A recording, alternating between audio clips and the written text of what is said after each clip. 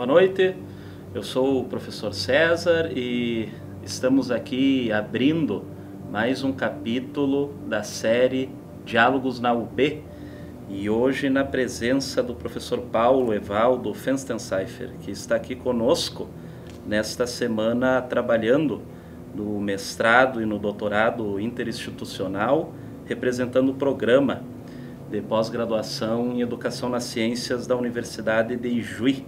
Professor Paulo, é um prazer enorme tê-lo aqui conosco, né? E lhe ouvindo ainda mais a partir de questões que o senhor já vem desdobrando ao longo dessa semana. O professor Paulo, ele é formado em Educação Física pela Universidade Federal de Santa Maria, também em Filosofia pela Universidade de Ijuí, cursou especialização em Filosofia Política também na Unijuí e doutorado em Filosofia da Educação na Unicamp, né, professor? Então, ao longo aí, o senhor já vinha comentando durante as aulas, só contando a atuação no ensino superior, talvez hoje quase 30 anos, né, fora as atividades paralelas também nas escolas. Quais são os desafios que têm se colocado ao longo da sua trajetória acadêmica, que o senhor assim julga importante de comentar aqui, que de alguma forma lhe marcou assim e lhe coloca no movimento de pensar sobre essas questões, né, professor? Ok, boa noite a todos e a todas. Então, agradeço ao professor César pela questão.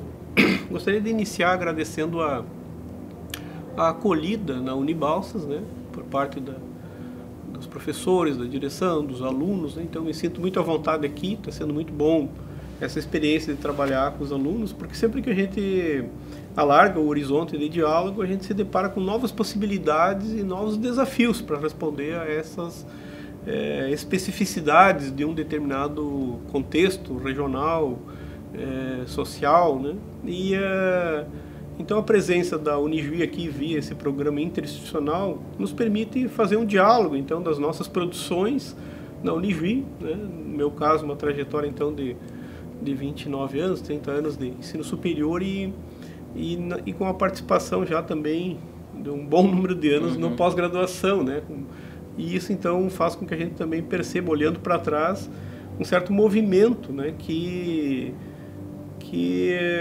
a gente vai produzindo por conta também dos desafios que vão se colocando, né? Nem tudo é uma construção a priori, né, das possibilidades. Então, o nosso universo, né, da ação docente, né, ele reserva sempre surpresas, reserva sempre a oportunidade de tomar contato com outras. Até eu sempre penso, né, que é uma vantagem a gente estar na educação, né?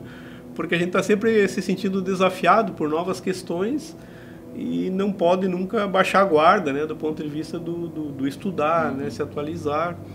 E até lembro uma expressão que eu considero muito do Gaston Bachelard, que é um filósofo da ciência, né? Que diz que quem escolhe ser professor, né? Deveria se colocar um desafio de continuar sendo estudante para o resto da sua vida, né? Então eu sempre encarei a atividade docente como uma continuidade do meu esforço de estudo, né? Como se eu sempre centrei na ideia de estudar muito e poder conversar com as pessoas sobre aquilo que a gente estuda, né? E o professor Walter Franz, até um colega nosso lá, também vai estar presente aqui em algum momento, ele sempre diz, e ainda a gente ganha para isso, né? Então a ideia de poder ser uma atividade gratificante, né? E que na pós-graduação ela assume um outro caráter também, porque no movimento da graduação, normalmente a gente está muito mais num esforço de tentar mostrar para os alunos que aquilo que a gente está estudando, aquilo que é o conteúdo de uma disciplina, faz sentido para a formação deles. Mas nem sempre a gente consegue isso, né? Então é muito comum no pós-graduação, hoje mesmo uma aluna, ela disse assim, eu na graduação tive tal disciplina, né? E na época eu não entendia o sentido daquilo na minha formação. Hoje eu olho para trás e me arrependo de não ter estudado mais aquilo, né? Porque hoje eu vejo quanto é importante isso, né? Então a educação, diferentemente de outras coisas, nesse atropelo, nessa aceleração do mundo contemporâneo, a educação continua sendo um projeto de longo prazo, né? Ela não é uma coisa que tem em vista só o imediato, né?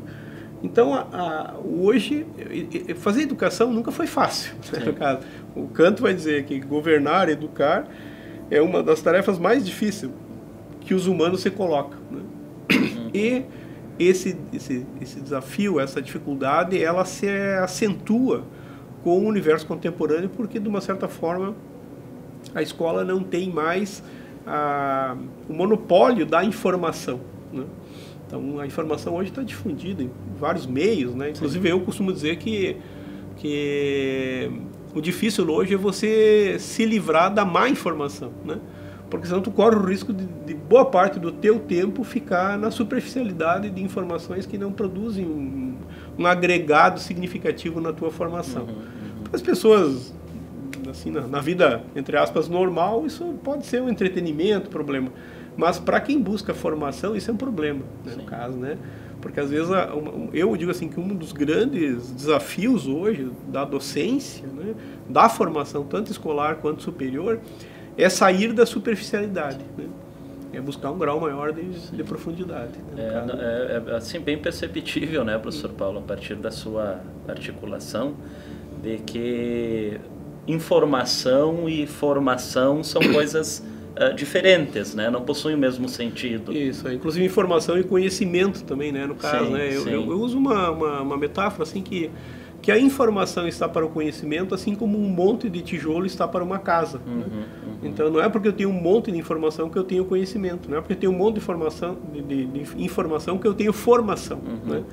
Então a formação nos espaços acadêmicos, ela se constitui como um desafio para desenvolver um aporte teórico, conceitual, inclusive para lidar com a informação, para poder filtrar, né?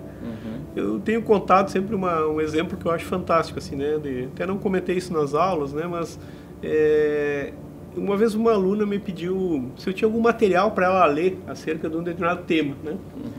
E eu pensei assim, né? Pá, mas esse tema, se ela botar no Google, no caso, digitar no Google, ela vai ter links para textos e materiais para ler o resto da vida dela, né, no caso, né? E eu pensei, mas por que ela vem pedir para mim, né? Uma dica, né, de o que ler, né? E no fundo, pensando sobre isso, né, e até conversei com essa aluna, né, ela disse, não, no fundo, professor, a gente confia que vocês têm um filtro, né, para identificar o que vale a pena ler e o que não vale a pena ler, o que é lixo, né? Então, eu acho interessante isso, né, que a gente possa ter uma distinção de algo que possa ter um valor maior de caráter formativo, né? No entanto, a minha preocupação hoje, assim, sou muito sincero nisso, né? Eu tenho dúvidas se nós estamos conseguindo formar pessoas pela lógica do aceleramento e da superficialidade com essa capacidade de filtro. Sim. Ou se nós estamos na mão, né, de quem produz esses filtros para nós, né? Inclusive, essa é uma discussão muito séria hoje no plano da informática, né? Que eu lembro uma entrevista que eu li, o cara diz assim, ou nós enfrentamos o desafio da informática, do Google, das redes, da internet, ou nós comprometemos a democracia. Então, há uma ideia fundamental que, para você acessar uma informação na rede, todo o César aqui em Balsas, eu lá em Ijuí, botando tais palavras, nós deveríamos chegar aos mesmos textos. E isso, a gente corre risco disso. Sim.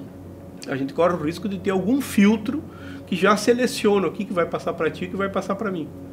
Isso compromete a capacidade de diálogo, né, de construção de mundo comum, né, no caso, né, da própria democratização do conhecimento, desconsiderando a particularidade, mas projetando o sujeito para um grau de universalidade maior. Né? Então, acho que essas questões são...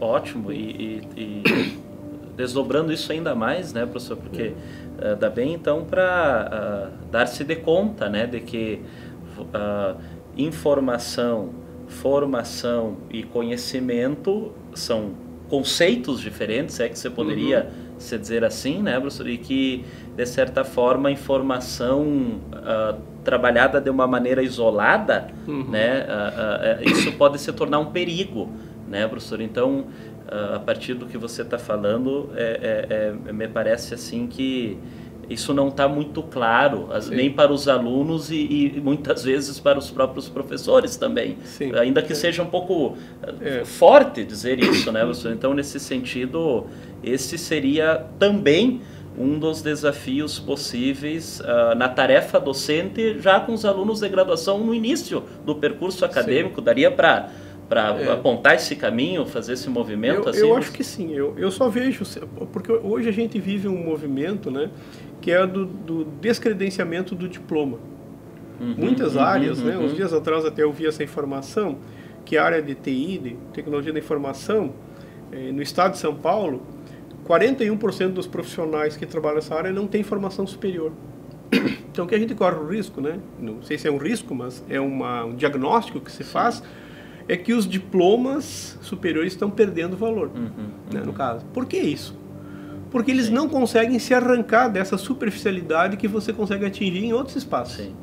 Então, se a universidade não conseguir mostrar um diferencial em relação à formação que tu adquire no uso das tecnologias, em outros espaços de formação, muitas vezes aligerados, superficiais, né, no caso, a universidade, entre aspas, está com os dias contados, né, no caso, né, vai sofrer um revés muito grande, né. Então, qual o nosso desafio, segundo a minha leitura, né? É continuar permitindo que as novas gerações que vão se formar num campo tenham acesso, usando a linguagem platônica, ao mundo das ideias, no sentido ao mundo dos conceitos, né, no caso, né? Porque esse domínio conceitual é que empodera. Sim. Tem um autor chamado Michael Young, né, que ele chama atenção para isso, que a escola e a universidade devem permitir o acesso ao conhecimento poderoso. O conhecimento poderoso é aquele que te permite fazer novas elaborações diante de diferentes contextos. Então não é um conhecimento apenas preso ao contextual, né, no caso, ao local, mas ele dá um salto de universalidade que permite dialogar com outras situações, inclusive inusitadas, né, formando aquilo que eu chamo de inteligência de navegação, né, na capacidade de produzir respostas para situações inusitadas. Né. Então eu hoje assim tento formular que se a universidade não firmar o pé nisso, né, no caso, nós vamos perder espaço para outras formas de formação, que já tem hoje muita oferta, né, de curto prazo, de treinamento para isso, treinamento para aquilo. Né? Era exatamente o que eu ia comentar, já tocando numa questão polêmica, assim, né, professor, porque na sua própria experiência, né, de transitar por outros lugares que não só na Universidade de Juí, onde o senhor trabalha, de ver a própria universidade fazendo esse movimento de abandono da apropriação conceitual, né? O senhor nota isso, professor? Noto. Vê que esse movimento é forte? Olha só, né? A gente vive uma sociedade de mercado, né, no caso, né? E nisso não tem um sentido negativo. A ideia de que significa que as relações, né, que a gente estabelece entre nós e com a produção dos diferentes campos, inclusive da produção do conhecimento, né, da formação, né, tem se pautado por relações de mercado, né? Então isso eu vejo com uma preocupação. Por quê? Porque algumas áreas se mostram extremamente, como é que eu diria assim, extremamente permeáveis e adaptáveis à lógica do mercado. Sim, né? Sim. Tu não vai querer que as lojas, né, estejam tuteladas por uma política de Estado, por exemplo, né, no caso, né, o teu barbeiro, né, no caso, né, que seja um barbeiro estatal, né, no caso, né. Mas quando a gente passa essa lógica de pura e simples de mercado para todos os campos, né, nós temos problemas. E entre esses problemas eu vejo o campo da educação, o campo da saúde e o campo da arte, por exemplo. Né? Então eu acho que esses campos eles cumprem um papel que não poderia estar subordinado somente à lógica de mercado. Por quê? Porque na lógica de mercado tem uma relação de cliente e fornecedor, no caso, né? Todo mundo já ouviu falar, de uma certa forma, que no mercado o cliente sempre tem razão, né? Então, o que acaba acontecendo? Uma universidade tem uma proposta de formação, ela vai ficar do tamanho do seu cliente. Ao invés do cliente entrar nessa instituição para sair maior, né, para sair com uma potencialidade maior, é a universidade que se ajoelha e se debruça sobre aquele cliente para atender todos os desejos dele. desejos, inclusive, que são extremamente momentâneos, são de curto prazo, né? São eticamente duvidáveis, né, no caso, né? Então, uma série de questões que esses jovens estudantes, eles não têm ainda elementos suficientes para estabelecer o que é fundamental para a formação deles. E a universidade que teria isso abre mão em nome de uma relação de mercado, né? Então, isso eu acho extremamente prejudicial, né? Eu lembro sempre que na França, uma vez eu li um texto que dizia assim que cultura e educação são exceção, não devem entrar no mesmo até anteriormente a isso, o próprio Nietzsche, né, dizia que triste um tempo, né, que pesa a cultura na mesma balança que pesa o salame e o queijo, né? Então isso é uma deturpação assim da especificidade. Então por isso que a gente pode falar às vezes, né, Unibalsas é uma empresa, né, no caso, né, mas é uma empresa que está num ramo de formação, de universidade, né, no caso, né? Então pode seguir, obviamente deve seguir preceitos de mercado, mas sem desconsiderar a especificidade do, entre aspas, produto que vende, né? Claro, não dá para perder de vista isso, não dá para perder de vista isso. Agora, professor Paulo, então, fazendo um outro movimento assim, né? Eu já tive o privilégio de ter experiência de ter estudado com o senhor na época do mestrado, agora mais uma vez no doutorado, né? Leio seus textos e sei dessa preocupação que o senhor tem de se colocar a pensar sobre a relação entre educação e política, né? Que eu diria assim que é uma relação que é cara para o senhor, né? O senhor gostaria de... o que eu poderia dizer assim, né? No tempo, né, que uma entrevista permite, né, no caso, é que as sociedades modernas, né, no caso, que se constituíram em repúblicas democráticas, né, no caso, elas emergem numa costura muito estreita com a ideia de escola republicana, né? Então, não há república sem cidadãos. E esses cidadãos têm que ser constituídos. Então, o acesso ao conhecimento, né? Ao acesso a certos valores morais que não são só de ordem privada, né? Porque isso é uma confusão muito grande hoje, né? No caso, que é achar que valores de ordem privada são suficientes para uma convivência pública. E não é verdade. Então, por isso que a escola, como se refere a Hannah Arendt, né, é uma espécie de entreposto entre a família e o mundo público. Né? Então, a escola ela potencializa a tua aparição no mundo público, né, no caso, né, mas pautada por certos elementos que se consideram compatíveis com essa sociedade e elementos que não são compatíveis. Então, certos preconceitos que o sujeito traz de casa, a criança, né? Tem um pai que é machista, né? Tem uma mãe que é homofóbica, né? No caso, né? E na escola ela não pode continuar desenvolvendo essas perspectivas. Por quê? Porque são perspectivas incompatíveis com as leis da República. Né? Então, agora, quando o senhor fala que esses cidadãos eles precisam ser constituídos para minimamente configurar uma república, dá para dizer assim que serem constituídos significa serem formados para constituir essa... olha só, aqui tem um problema nos termos, né, no caso, né, uma questão que é fundamental, né? Eu não uso a ideia, né, de que a escola forma cidadãos, né, no caso, né? Mas ela potencializa o exercício da cidadania, né, no caso, né? Quando você sai com um título, um diploma da escola, você não sai cidadão, no caso, né? Por quê? Porque a cidadania é do universo da ação, é do universo de um exercício, né, que tem a ver com o momento na vida em que o sujeito vai... É como dizer assim, tu vai formar um sujeito crítico? Não sei. Ele pode não vir a ser crítico, mas o que a escola não pode privá-lo é de ter os elementos, os critérios para um eventual exercício da crítica, né, no caso, né, então essa ideia de que a escola tem essa contribuição fundamental, né, para a constituição dessa cidadania, né, no caso, né? Então não é a ideia de formar cidadão, mas potencializar o exercício da cidadania. Por que a República tem essa relação umbilical tão forte com a escola, né, no caso, né? Porque como a República é a coisa pública, ela depende de todos. Então, seria muito bom que esses todos fossem qualificados. Então, eu sempre digo assim, uma qualidade de uma república depende da qualidade dos seus cidadãos.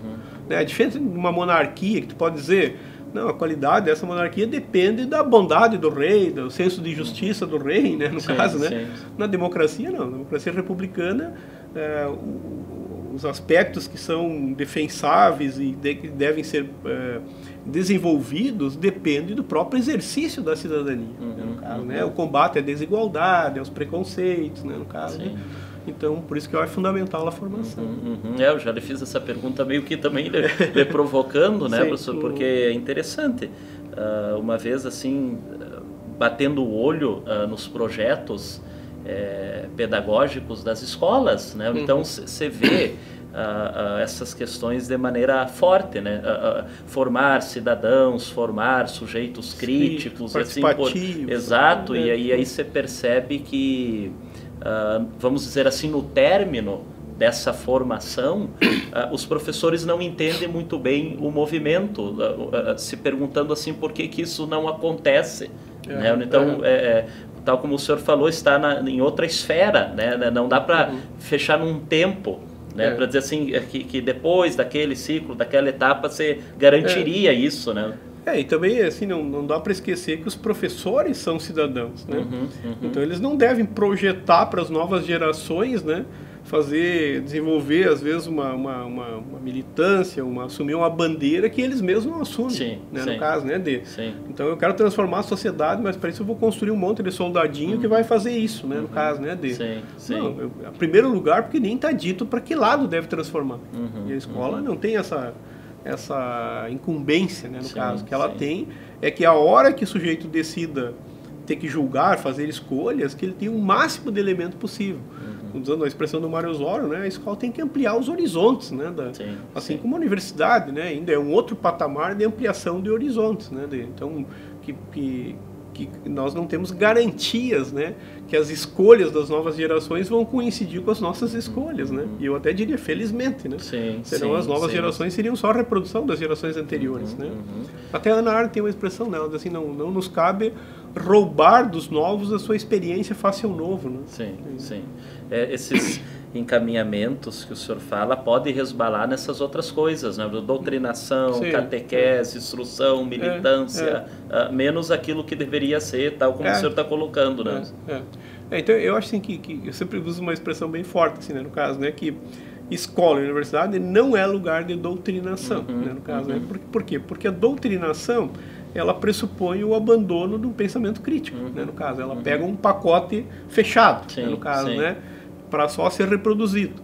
Então, do ponto de vista crítico, você tem que ter o máximo possível de elementos de conhecimento, de critério, para poder pensar alternativas ao tempo presente, né, no caso, inspirado no tempo passado, nas construções que já houveram, né, mas enfrentando os desafios do tempo presente, os quais nós nem temos controle sobre quais serão e quais as soluções que nós produziremos para eles, né. Então, como diz a Ana Arendt, as soluções dependem dos envolvidos, né, no caso, né, e os envolvidos mudam, né, a cada tempo quem está se ocupando de determinadas questões, como o próprio andamento da sociedade. Professor, então, fazendo um balanço geral, assim, né, daquilo que foi falado, o senhor teria, assim, um recado para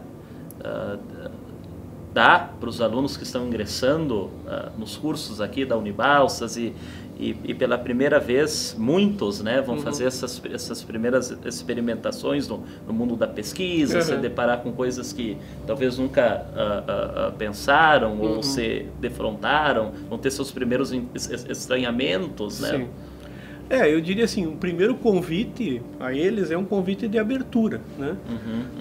Eu usar uma expressão do professor Cláudio Garcia, né? É um momento de respirar do mundo, né? Se deem um tempo, né? No caso, né?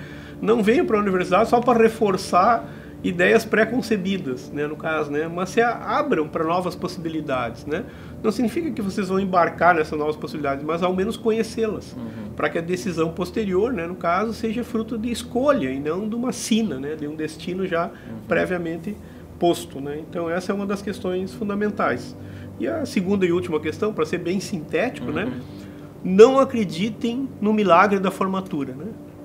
A formatura pode ser muito bonita, né? Você pode produzir um monte de fotos, né? Fazer uma festa, né?